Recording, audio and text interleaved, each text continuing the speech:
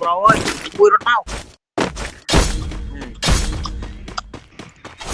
mai đặt đến khu trên tây tích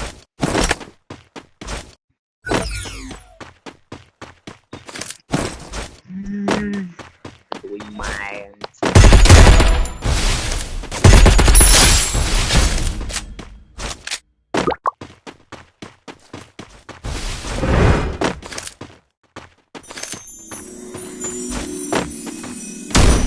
tao thêm đấy tôi được thêm mua Double kill. mọi đánh thêm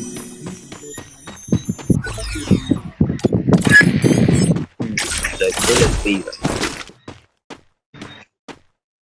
ngon không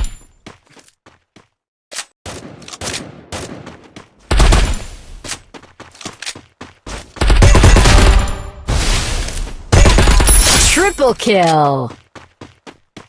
bánh châu phu nó đâu máu đúng rồi